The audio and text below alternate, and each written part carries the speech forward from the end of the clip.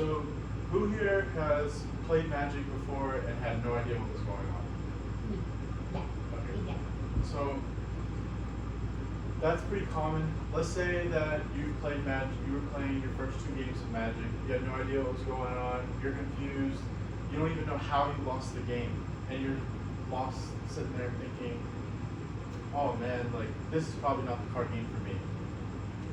But I'm here to show you that it is. It's a really great game, and that Magic just has a bad reputation of being hard to learn, and that sometimes you just need a better way to start the game. You need a better deck, preferably a green one, and that can help you build confidence and help you build a better understanding of the game, just how you start the game.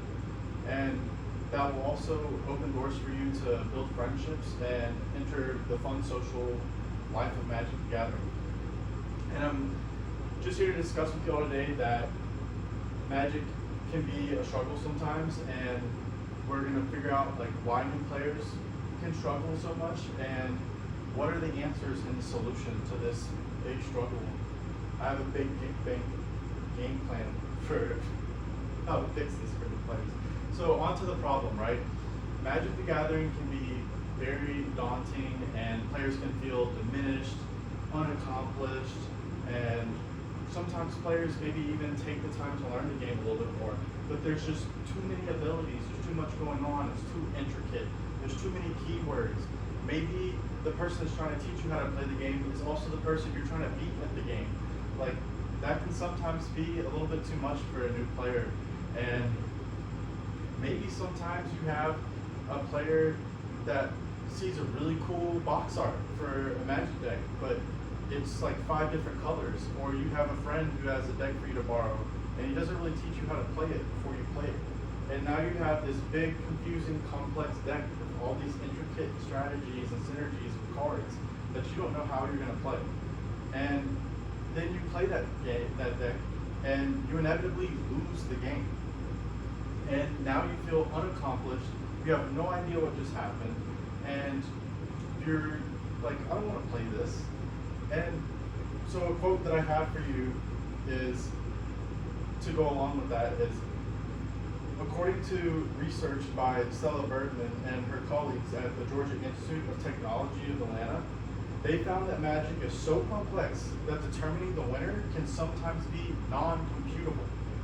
So I know this might sound like, oh, like why would you tell me that? But I tell you this to show you that sometimes this game can be so complex that it's going to take you some time to become acquainted with it. And that during that time, that's what makes Magic so much fun. You get to learn how to play the game, meet new friends, and get to socialize with the Magic community.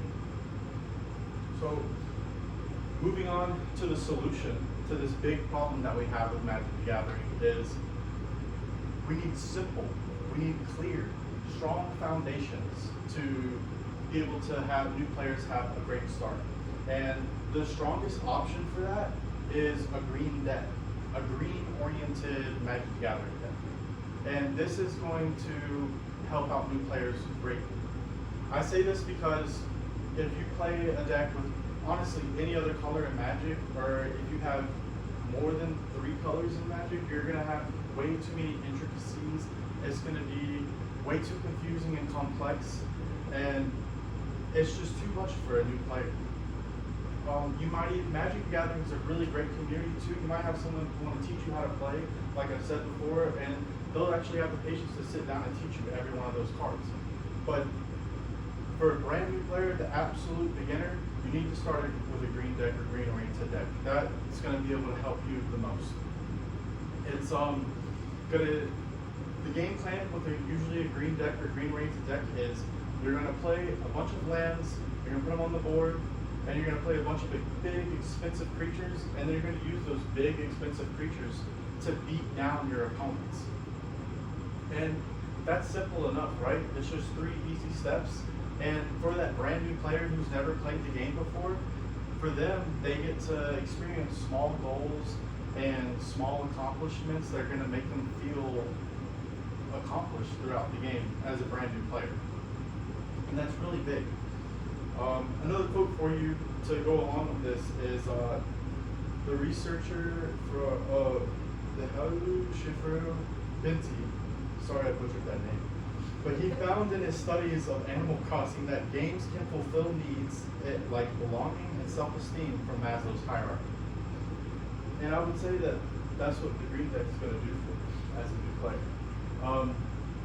But moving on to the plan of this, like just to really hone that in for you guys, is we're going to play a green deck, a green oriented deck. We're going to play cards that let you put a bunch of lands on the board real quick.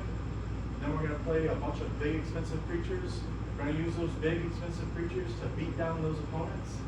And then, before you know it, all the basics of Magic are going to feel like second nature to you. Your confidence in the card game is going to grow, and you're going to start to feel a belonging and build friendships within the Magic community. And in closing, Magic's like learning to swim. You can't just jump into the deep end and start swimming like you're Michael Phelps. Magic's a real problem for beginners. It's a lot. It can make you feel diminishing, and for new players, it's a lot. But we see now that for new players, all you need is a strong beginning.